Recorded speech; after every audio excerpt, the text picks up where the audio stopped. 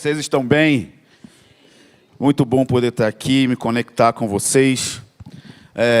Vou me apresentar um pouquinho mais. Eu sou casado com a Maíra, tenho 2 filhos, Benny e a Maria.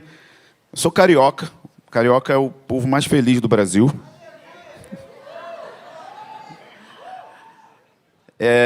Sou do Rio de Janeiro. Nos últimos 10 anos, nos últimos 20 anos da minha vida, eu passei plantando 2 igrejas lá, uma em São Gonçalo, outra no Rio de Janeiro mesmo. Então, nos últimos 8 anos, nós plantamos uma comunidade de fé que fica dentro da maior zona de prostituição do Rio de Janeiro, que é conhecido como Vila Mimosa. E ali, nesse lugar, plantamos também uma sala de oração que funcionou por 10 anos consecutivos, tendo adoração e oração dia e noite acontecendo ali, e o braço do Senhor se revelando e tocando os perdidos dentro daquele lugar, talvez um dos lugares mais escuros do Rio de Janeiro. Quem diria, desde os anos 70, subia apenas injustiças diante do trono de Deus, com meninas menor de idade, senhoras se prostituindo. Então, em 2014, incenso começou a subir diante da presença de Deus. Mãos levantadas, orações começaram a subir naquele lugar escuro, e o Senhor começou a mudar a história daquele bairro. Só para você ter ideia, hoje são mais de 20 crianças sendo tocadas ali. Algumas dessas crianças fazendo parte das nossas equipes de adoração. São crianças que não tinham outro caminho a não ser viver e conviver com aquele cenário de prostituição. Então nós passamos esses últimos 10 anos pregando o Evangelho, levantando a oração dia e noite e cumprindo ou se envolvendo com a grande comissão no Rio de Janeiro. Nos últimos 9 meses, eu estou morando em Florianópolis. Me mudei em janeiro e a gente faz parte da congregação ou da comunidade F-Hop ali em Floripa. E nós estamos dedicados em viajar ao Brasil e levar um pouco do nosso encargo. Eu também sou parte da liderança e da equipe da Ticum, que é uma rede de igrejas e de ministérios que é ligada em Jerusalém e aqui no Brasil. É liderada pelo meu mentor, que é o Harold Walker, que vai estar com vocês aqui amanhã e domingo, se eu não me engano. Então, a gente está todo mundo aqui em família. Amém? E eu estou muito empolgado para compartilhar com vocês. Antes, lá atrás, eu trouxe um livro. Esse livro é o meu livro. E eu demorei 10 anos para descobrir que meu livro era bom. Porque quando eu escrevi, eu achei que ele ia ficar empilhado dentro do meu quarto e que talvez só a minha mãe e minha esposa iriam comprar. Mas então, de repente, começou um fenômeno de milhares de pessoas me escrevendo, mandando mensagem, que foram profundamente edificados, e reuniões de oração nasceram depois da leitura desse material, que chama-se Cultura de Oração. Então, é uma resposta prática de como a gente pode aprofundar as nossas vidas de oração individual, mas também a nossa oração coletiva, que é o maior desafio da igreja. Orar individualmente é um desafio, mas orar coletivamente é um desafio maior ainda. Então, o meu foco aqui é treinar ou dar ferramentas práticas para que você cresça na sua vida pessoal de oração e também aprenda a se mover coletivamente. Quem sabe ler aqui já? Sabe ler? Toma aqui. Valeu, meu amigo. Tem que ler, hein? Você tem quantos anos? 12? O meu filho leu 46 livros esse ano. Ele tem 12 anos também. É só tirar as telas que dá certo.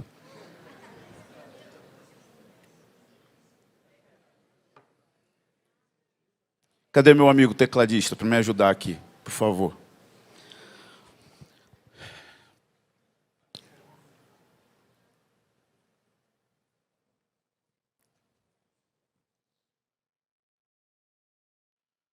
Eu te peço que você faça mais do que já experimentamos, Senhor. Existe mais e nós queremos mais. E precisamos de Ti para ter fome. Então aumenta a fome e a sede na medida que vamos repartindo as Escrituras. Move profundamente no nosso interior. Nós te pedimos isso, no nome de Jesus. Eu queria conversar com vocês essa noite sobre um dos pesos centrais da minha jornada com o Senhor. Eu acredito que existe uma grande onda vindo do Senhor em todas as nações. O Senhor está prestes a derramar algo muito poderoso que a igreja ainda não viu, que a história ainda não escreveu. Nós estamos prestes a viver algo que é inédito e que ainda não foi visto na história da igreja, na história da redenção do Senhor. Mas sempre que o Senhor está para derramar algo nesse sentido, e como eu creio, é algo que vai preceder o retorno de Yeshua, o retorno de Jesus. Nós lemos a profecia de Joel aqui anteriormente, Joel 2:28, o cumprimento pleno e total dessa profecia é antes que venha o grande, terrível dia do Senhor. Então, o grande e terrível dia do Senhor são os dias que antecedem o retorno de Jesus. Não importa qual seja a sua escatologia.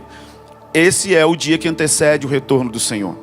E ele diz que nesse dia o Espírito Santo vai vir sobre toda a carne. Estudiosos dizem que antes do retorno de Jesus vai ter mais gente viva na terra do que juntando todas as outras gerações que viveram todos esses anos. Então a terra vai estar super populosa. E nesse tempo, Deus vai pegar o globo terrestre e vai batizar ele na glória de Deus. Não é algo geográfico no sentido, foi na Argentina, foi em Asbury, foi em Pensacola, foi em Curitiba. Não, o globo terrestre vai ser submergido na glória da presença de Deus. Então sempre que nós temos uma promessa, nós temos um problema. Então sempre tem a promessa e tem o problema para viver a promessa. Mas Deus sempre tem a provisão para nos livrar do problema, para entrar na promessa. Então sempre é assim. Então o problema que a gente enfrenta hoje no mundo chama-se cultura de consumo. De alguma forma isso entrou dentro da igreja e de alguma forma nós abraçamos uma espécie de cultura de celebridade, aonde nós nos comportamos na nossa vida cristã de uma maneira que a gente vai a um lugar para ouvir uma palestra que não se aplica com a nossa segunda-feira.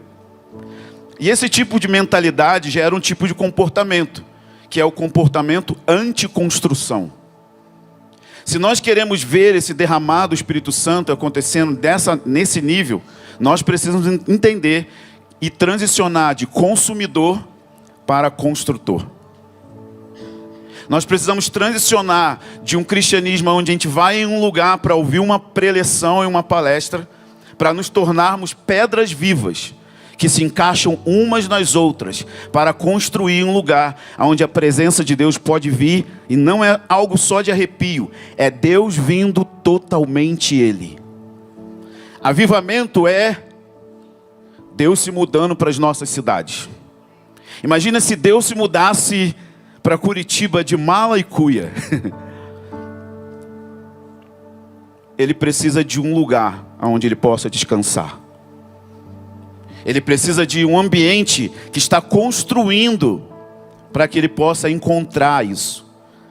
E o material da construção não pode ser feito com crente consumidor.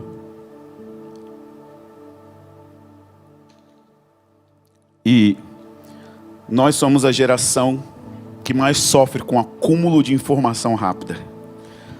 Ter informação sobre a presença não é a presença. Cantar sobre a presença não é a presença. Estudar sobre a presença não é presença. Ter o vocabulário da presença não é a presença. E nós corremos o risco de criar falsas linhas de chegada. Achar que temos aquilo que não temos. O que eu quero nessa noite é provocar você e dizer que nós não chegamos ainda no lugar que deveríamos chegar. Devemos ser extremamente gratos por tudo que o Senhor tem feito, mas precisamos ampliar as visitações do Senhor para uma hospedagem. Precisamos tratar melhor essa visita. E a melhor maneira que a gente trata essa visita é aprendendo a ser hospitaleiro. Uma vez, Jesus encontrou um lugar que era muito hospitaleiro. Chamava-se Betânia. E o contexto é que ele está indo para o templo, que deveria ser o lugar onde o melhor recebia. Quando ele está indo para o templo, ele encontra uma figueira. E essa figueira tem folhas, mas não tinha fruto. E essa figueira era exatamente aquilo que estava acontecendo no templo. Tinha muita atividade no templo, mas não tinha frutos. E é interessantíssimo que quando Jesus vai a Betânia, o nome Betânia significa casa de figos. No templo ele não tinha alimento, em Betânia ele tinha hospedagem. Ele era alimentado pelos frutos daquela casa que preparou um lugar para ele. Então hoje o meu chamado para vocês é: quem são aqueles que vão construir? Se você construir, ele virá. Se você construir, a glória de Deus vai encher a casa. Então eu quero deixar bem claro o que eu quero dizer com presença. As escrituras dizem que um homem chamado Davi, ele foi ferido por uma fome. E ele declarou diante do Senhor, no Salmo 132, que ele jamais iria descansar, que ele não iria dar descanso aos seus olhos, que ele não deitaria na sua cama, que ele não daria repouso às suas pálpebras, até que Deus tivesse um lugar para descansar em Jerusalém. Davi foi ferido e ele foi um homem de aflições. Ele sofreu muitas aflições, mas a maior aflição do rei Davi era que Deus não tinha um lugar para repousar com a sua presença em Jerusalém. E quando Davi está construindo ou juntando os materiais para essa presença, ele não está falando simplesmente da onipresença de Deus. A onipresença de Deus é que Deus está em todo lugar ao mesmo tempo. E amém, é maravilhoso, Ele é Deus. Ele está aqui em Curitiba, Ele está lá na China, Ele está no alto céu, Ele está no profundo da terra, Ele nos cobre, Ele nos cerca, é a sua onipresença. Mas o que Davi queria não era construir um lugar para a onipresença de Deus, até porque isso é impossível. Quando o rei Salomão foi dedicar o templo, que era o lugar da presença, ele declarou: os céus dos céus não podem te conter. Esse templo não pode te conter. Mas sobre o que Salomão estava orando? Ele estava dizendo que a onipresença de Deus não cabe em um lugar, porque enche os céus, enche a terra, está em todos os lugares. Mas o mesmo Salomão, em 2 Crônicas capítulo 7, no mesmo lugar, diz que ele vai orar. E quando ele começa a orar, o fogo de Deus desce. A glória de Deus enche o prédio. E os sacerdotes não podiam entrar no prédio, porque dois corpos não habitam no mesmo lugar. Deus encheu a casa fisicamente. O que eu estou querendo dizer é que existe uma manifestação da presença de Deus que está em toda a Escritura. E que se a Bíblia fosse uma música, ela teria um refrão: Deus quer morar na terra.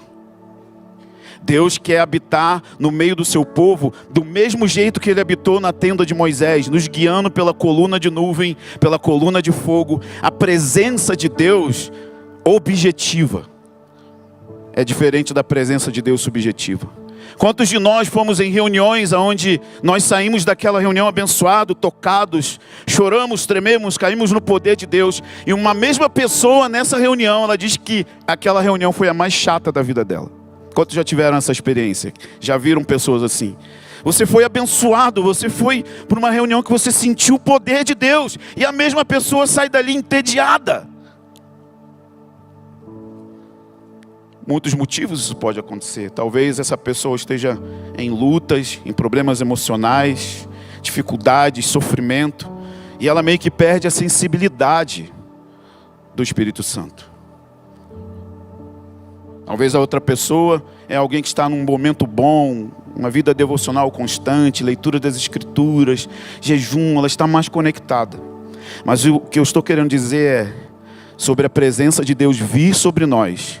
E até os inimigos de Deus vão saber que Deus está aqui. É diferente.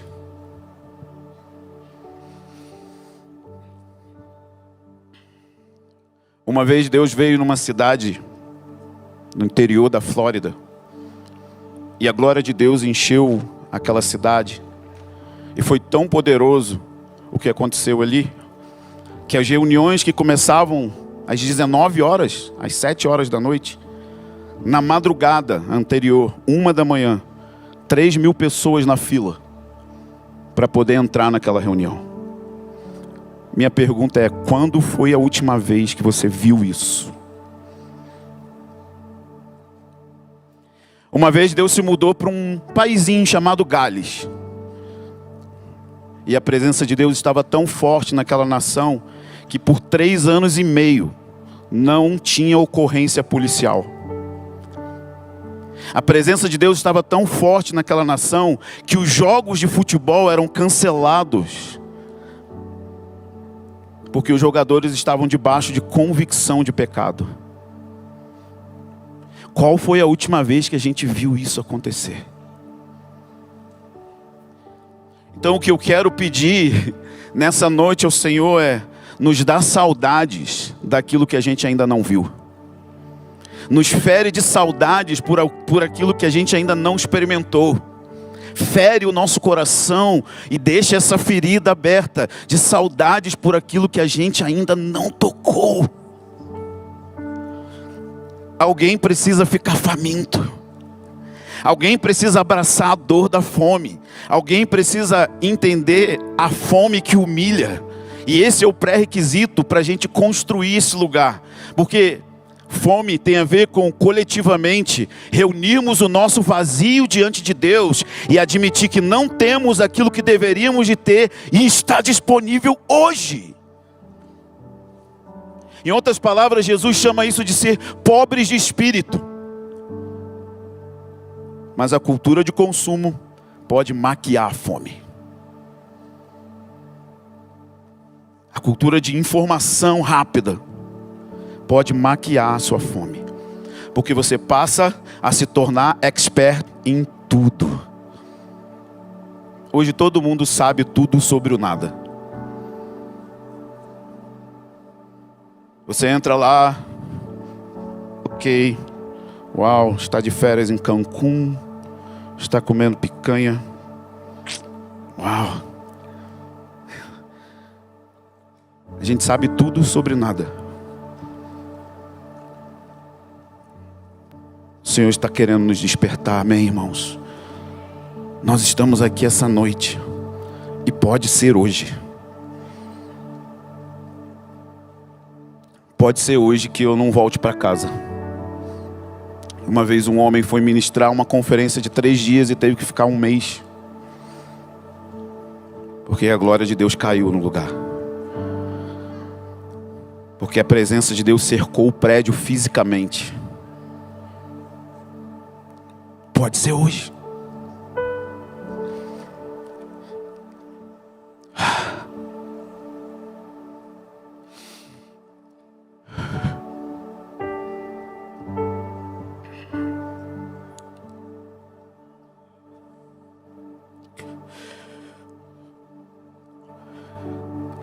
Eu estou tão seco. Eu estou tão vazio. Eu preciso muito que Ele venha. Eu preciso muito que Ele me toque. Eu preciso muito que a glória de Deus venha. Porque não existe nada que possa preencher esse vazio senão Ele mesmo.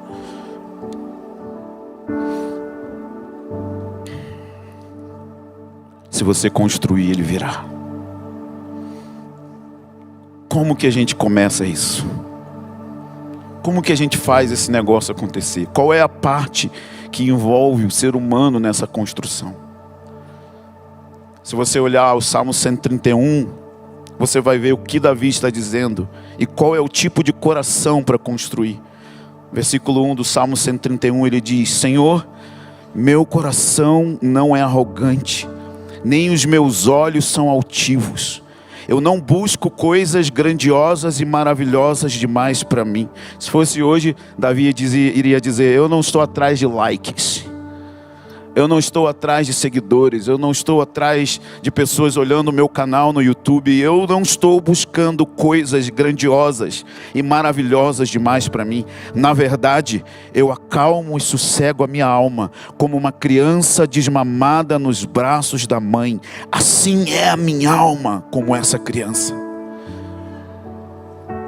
Como é uma criança desmamada? Ou melhor, você já viu uma criança que está sendo amamentada ficar tranquila no colo da mãe? Absolutamente não. A criança fica procurando leite, ela fica procurando o alimento. E o que Davi está dizendo é: eu quero descansar no seu colo como uma criança desmamada. Ou seja, eu te quero não por aquilo que você pode me dar. Eu te quero não por causa do leite. Eu te quero porque eu te quero.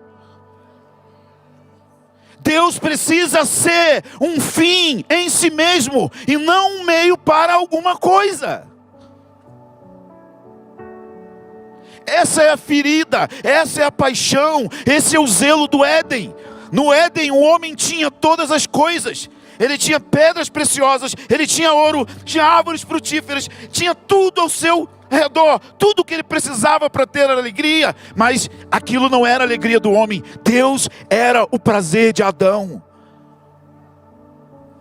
Depois da queda essas coisas mudam, e agora nós queremos usar Deus para ter coisas.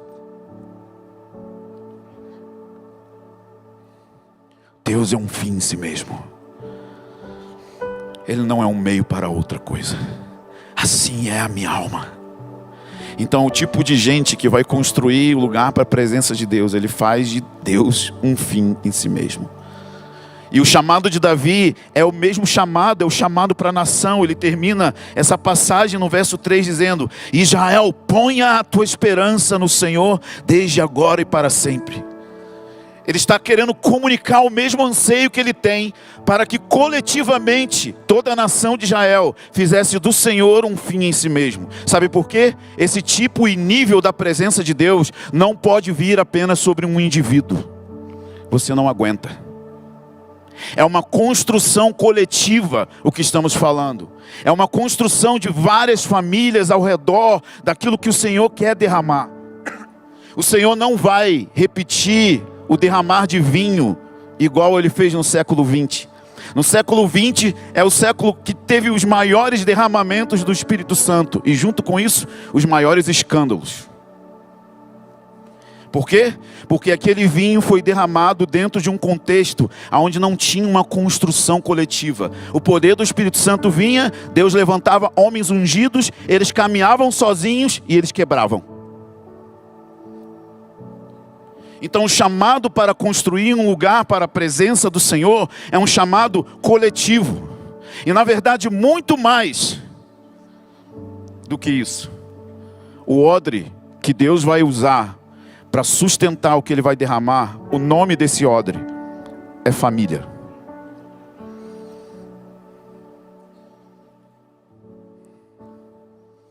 São famílias reunidas ao redor da presença, que vão sustentar o lugar que Deus quer derramar, aquilo que Ele nunca derramou antes. Isso não vai ser perdido mais uma vez. Deus não vai desperdiçar vinho novo mais uma vez. E é por isso que Ele está se demorando e retendo essa medida, porque Ele está despertando em nós uma reforma. É preciso uma reforma na nossa eclesiologia. As nossas comunidades precisam se parecer mais com família do que com empresa. Será que tem alguém aqui comigo?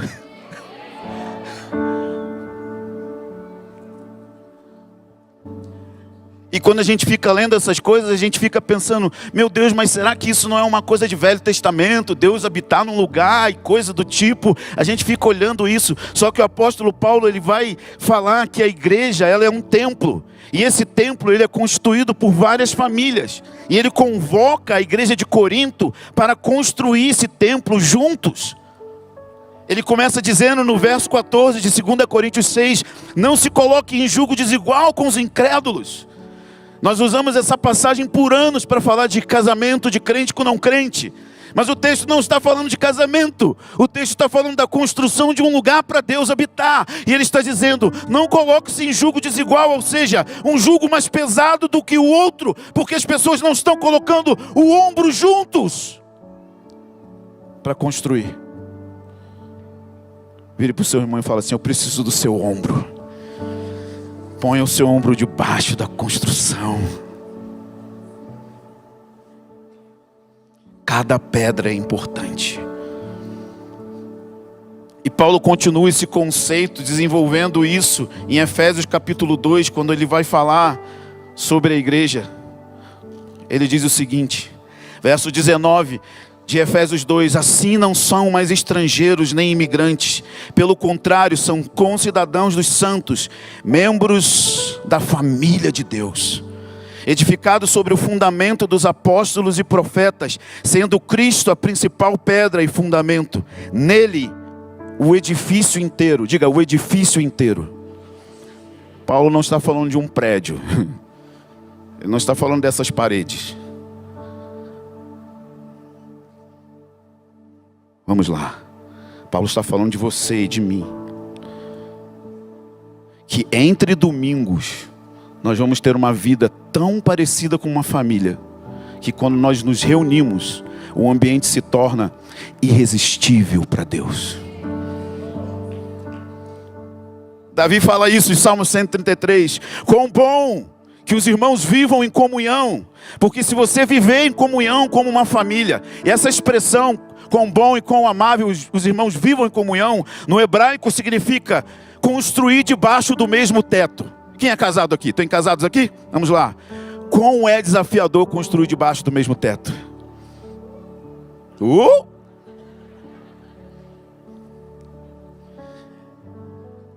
Mas ele diz que tem uma coisa mais gloriosa do que construir debaixo do mesmo teto. Nesse lugar, você não vai ficar pedindo para Deus abençoar. Deus vai ordenar a bênção.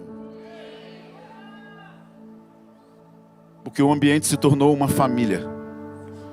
E esse ambiente está repetindo a mesma cultura que tem na Trindade. Deus é relacionamento nele mesmo. Ele sempre foi pai, Jesus sempre foi filho, e a Trindade sempre foi uma comunidade de amor ardente. E na medida que nós, como sua igreja, começamos a desenvolver isso, o edifício inteiro começa a ficar pronto, cresce para ser templo santo no Senhor, no qual vós, diga comigo, vós, uau! Nós precisamos ler as epístolas e entender que Paulo está falando com uma pluralidade. Paulo está falando com um grupo de pessoas e não com um individual apenas. Então nós todos juntos vamos nos tornar morada de Deus. Diga, morada de Deus. Pastor, mas o Espírito Santo já não está em mim, eu já não sou morada de Deus. Sim, você é morada de Deus individualmente, mas esse nível da presença não vai vir sobre um indivíduo. Vai vir sobre várias moradas de Deus vivendo como família no mesmo lugar.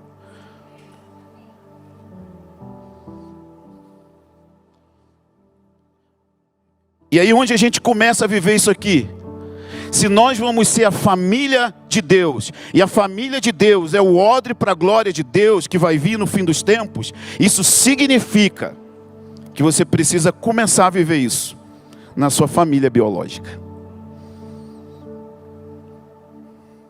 Porque a família de Deus é o ajuntamento de várias famílias biológicas que começaram a plantar uma igreja dentro da sua própria mesa. Há uma reforma vindo, e a reforma é, se você é pai, tem pais aqui? Assuma a sua casa. E comece a levantar um altar lá. Discipule os seus filhos. Assuma a responsabilidade de pregar o evangelho para eles. Levante uma reunião de oração diária na mesa com seus filhos. Mas pastor, e aqueles que não têm família funcional? Abram as suas casas e recebam os órfãos. E deixem eles ver. Deixe que eles vejam como é cuidar de uma esposa. Deixem que eles vejam como é disciplinar filhos. Deixem que eles vejam como é que é partir o pão. Deixa que eles vejam. O cristianismo precisa ser liberto de... tudo vira espetáculo. tudo vira luzes, Hollywood. Tem a ver com voltar a ser simples.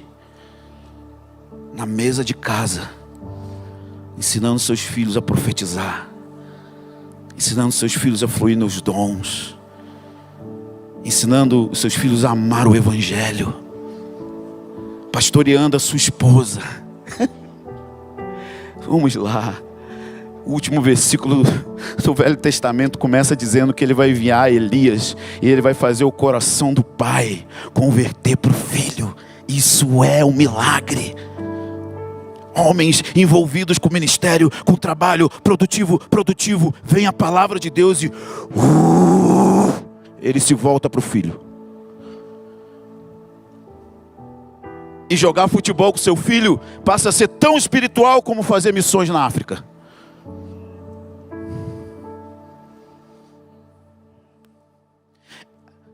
As pessoas perderam noção do que é ministério. Elas acham que ministério é exatamente isso aqui. Sabe o que eu vou dizer para você? As maiores precursoras do fim, que vão preparar a igreja, são mães anônimas, que nunca vão pregar, escrever, cantar, dançar. Elas vão amamentar para a glória de Deus. Elas vão trocar fraldas para a glória de Deus. É no meio do ordinário que isso é construído. É no meio de uma louça aqui e outra ali. É edificando as pedrinhas. E aí quando você se junta com outras pedrinhas, que são as outras famílias, nós vamos nos encorajar uns aos outros a não deixar de congregar. O problema é que até congregar a gente estragou. A gente acha que congregar vir no culto domingo. Congregar no original ali de Hebreus é estar tão ao lado que o outro não cai. Quem são os seus relacionamentos que estão tão perto de você que você não consegue cair?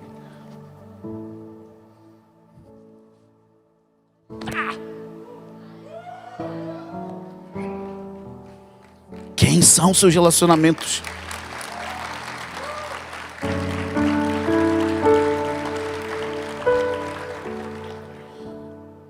É aqui, ó. Paulo vai explicar como que se constrói um lugar para a presença de Deus.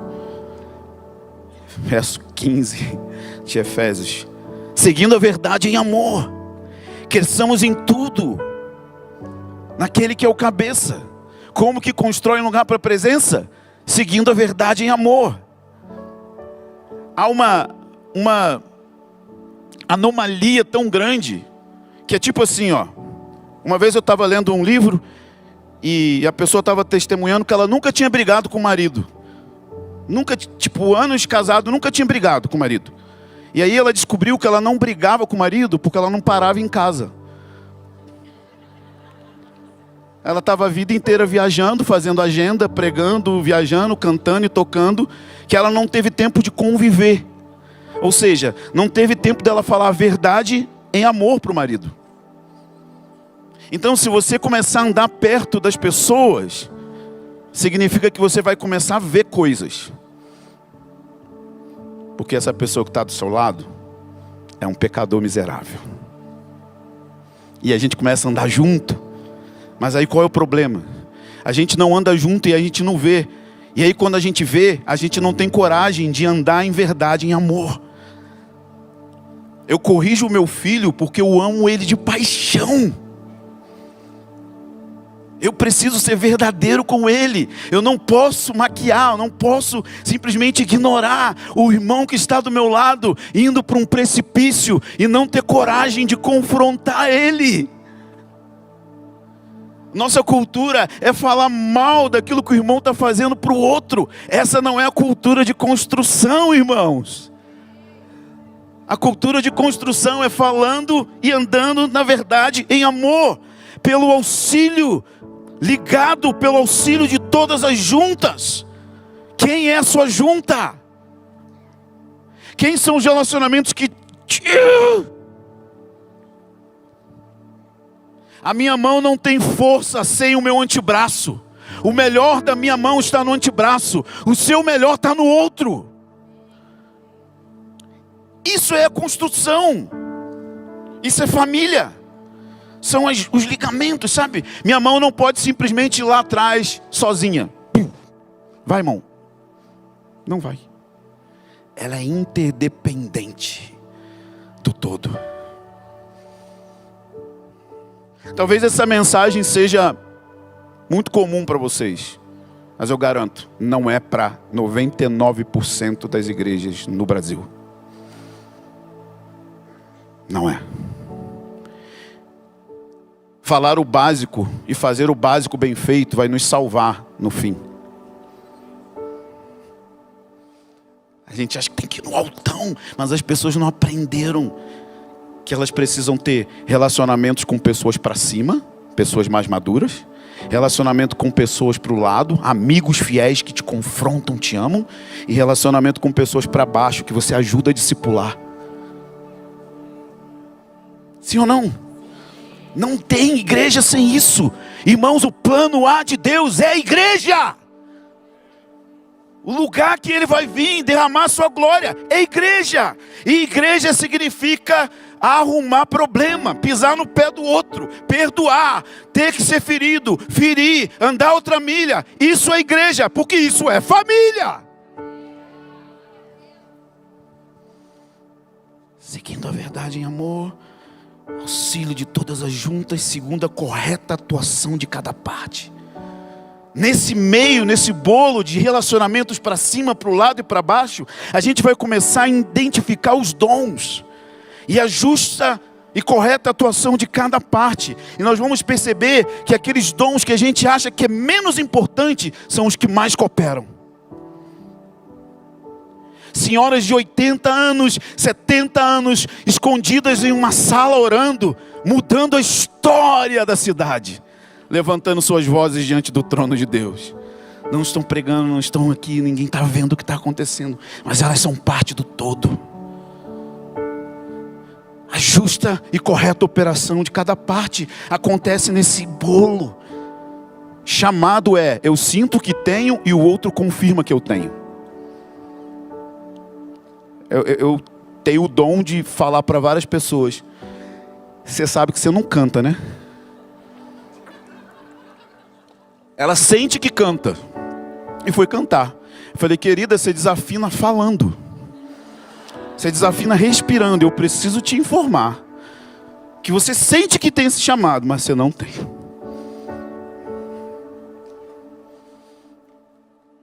Isso é família.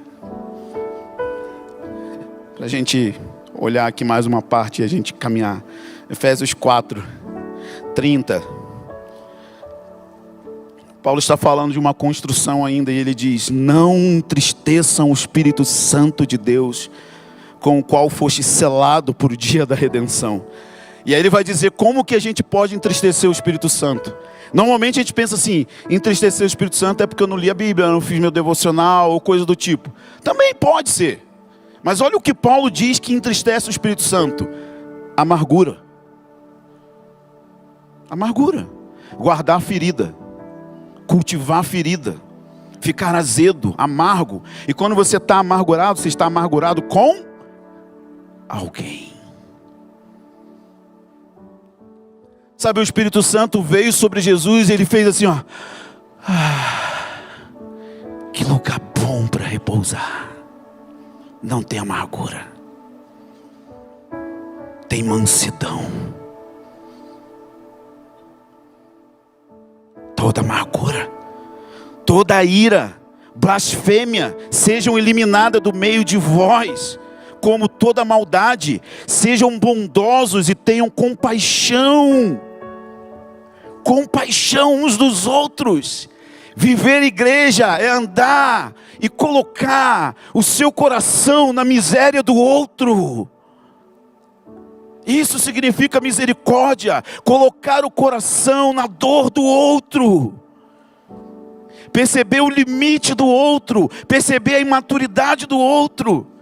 perdoando uns aos outros, assim como Cristo te perdoou. Esse é o lugar onde o Espírito Santo pode vir, sem medida. João 3,34 diz que o Espírito estava sobre Yeshua, sem medida. Se existe medida, qual é a medida que a gente tem do Espírito Santo hoje coletivamente? Essa medida vai vir na medida que os nossos relacionamentos começam a ser relacionamentos saudáveis, de vínculo, de verdade, de luz, de amor, de compaixão. Salmo 15, Davi está construindo um lugar para Deus habitar. E Davi tinha consciência total do que ele estava fazendo. Ele sabia que esse Deus é o mesmo Deus que quando foi visto pelos homens em Bet-Semes, 70 mil pessoas morreram, só de olhar para a arca. Ele sabia que esse Deus era o mesmo Deus que quando foi colocado no templo de Dagon, Dagon teve a sua cabeça arrancada, suas mãos arrancadas, e todos os filisteus foram julgados com pragas. Ele sabia que ele queria colocar um Deus terrível no centro de Jerusalém, sem véu. E o pior, colocar um monte de jovem olhando para o trono do Deus terrível. É alta tensão. Então ele pensou, qual é o tipo de obreiro, qual é o tipo de material, qual é o tipo de gente que eu posso trazer para essa construção? Salmo 15 ele diz, aquele que fala a verdade de coração, aquele que não difama com a língua e nem faz mal ao próximo, nem calunia o amigo. Eu fico pensando assim, se eu fosse construir um lugar para a presença de Deus, eu ia chamar os teólogos, eu ia chamar os caras cheios de expertise, eu ia chamar os habilidosos pregadores. Davi não, ele chama pessoas que não têm a língua solta para caluniar. Ele chama pessoas de integridade, aqueles que não caluniam o próximo, não fazem mal ao próximo, aquele cujos olhos rejeitam o que é desprezível, mas que também aprende a honrar aqueles que temem ao Senhor. Sem uma cultura de honra não tem lugar de construção. A gente ouve essa palavra e meio que fica gato escaldado. A cultura de honra, ela funciona do mesmo jeito. A gente honra para cima, a gente honra para o lado, a gente honra para baixo. É um ciclo de honra. Honra não deve ser ensinado exigindo honra, mas honrando. Honra uns aos outros. Esse é um lugar irresistível para Deus. Meu chamado para vocês, irmãos. Talvez essa palavra não seja empolgante.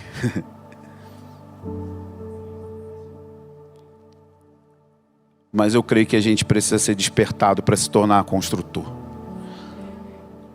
Quando o povo de Israel voltou para construir o templo, o livro de Esdras diz que só 50 mil voltaram. Tinham milhões de judeus que preferiram ficar na Babilônia e usufruir da vida confortável lá. Tinha sinagoga, a sinagoga surge nessa época. Então eles poderiam ficar lá na Babilônia, onde tinha o culto deles, onde tinha a pregação deles. Mas diz que 50 mil cujo espírito foi despertado. Eles voltaram para construir o lugar para a presença de Deus. Eu estou atrás desses hoje. Quem são aqueles cujo espírito arde e que vai começar a ter zelo com a presença de Deus naquilo que você fala? Quando você fala de alguém, quando você vai se referir ao seu líder, ao seu irmão, ao seu filho, aos seus sentimentos. Sabe, é como se a gente tivesse uma pombinha no ombro. Sabe, pombinha é diferente dos pombos que vivem nas praças comendo lixo. Tem a pombinha, sabe? Ela está no ombrinho e você tem que andar até o fim da sala. Então você vai com cuidado para não espantar a presença. Calma. Ele é sensível.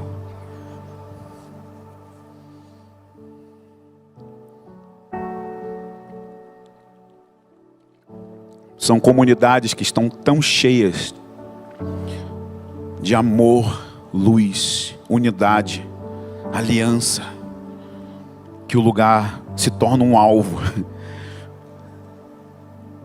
para a presença de Deus. Pum! Esse é o lugar, deixe-me te dizer isso, que nós vamos ver o maior nível de sinais e maravilhas fluindo por meio de gente comum. O livro de Atos fala que um certo discípulo, era só um certo discípulo, foi usado para pôr as mãos sobre o maior apóstolo da Bíblia. Era só um certo discípulo, Ananias. Depois ele some. Nós vamos começar a receber notícias. Nossos filhos voltando da escola. E aí, filhão, como é que foi a aula hoje? Pai, foi incrível. Eu expulsei uns demônios da professora de matemática. Matemático não. Eu era ruim em matemática. Eu miro sempre nos professores de matemática. Desculpa, pastor. Pode ser qualquer outra coisa. Mas o que eu quero dizer é que milagres era a vida cristã normal. Não era algo de espetáculo. E o que vai proteger a gente de não cair em glória humana? É que a gente vai ter alguém para pôr o dedo na nossa cara. Você ressuscitou morto agora, mas você está tratando mal sua esposa. Vai lá e se arrepende. Você fez o paralítico andar, beleza, mas você não está dando atenção ao seu filho. Vai lá e dá atenção ao seu filho. Fique em casa, desliga o celular, tira um dia para ficar com eles. Vai ter tanta proximidade. Não é que a gente vai virar perfeito, é que a gente vai ter tanto relacionamento na luz que eles vão proteger a gente. E aí Deus pode confiar esse nível de sinais e maravilhas que é a vida cristã normal. Atos é o ponto zero, irmãos. É de Atos para cima.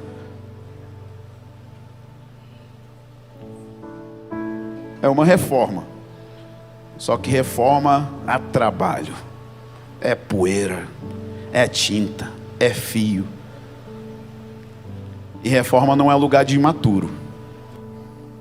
Você não pode pôr uma marreta na mão de uma criança de 4 anos.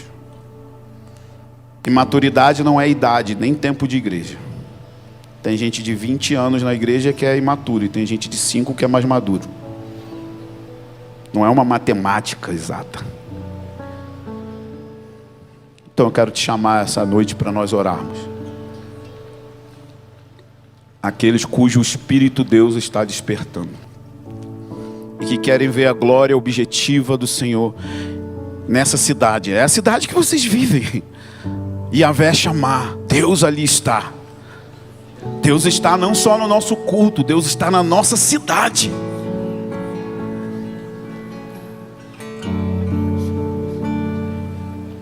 E aquilo que a gente começar a receber aqui, começar a afetar outras congregações que não são diretamente conectadas a nós.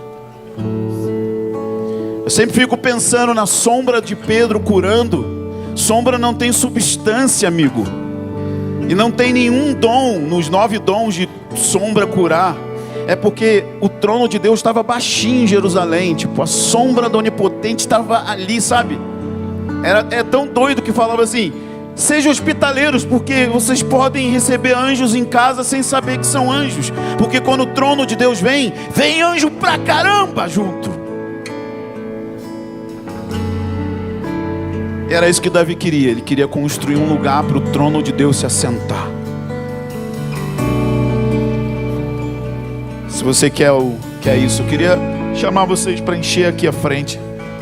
Aqueles cujos espíritos foram despertados. Não importa a sua idade, não importa seu tempo de crente. Deus está levantando reformadores e avivalistas juntos. Aqueles que vão zelar pelo odre e aqueles que vão ver e ansiar o vinho novo. E quando eu digo isso, eu não estou falando que você vai ser um líder famoso, espetacular. Não é sobre espetáculo, não é sobre fama. É sobre a vida ordinária, a vida cristã normal. Deus está levantando pais de família, empresários, gente que trabalha normal, que vai ter essa visão da igreja, que vai pastorear grupos de pessoas, grupos de homens, vai ensinar hombridade para esses homens, vai ensinar como cuidar das esposas, como cuidar dos filhos. E esse vai se tornar um lugar para a glória de Deus.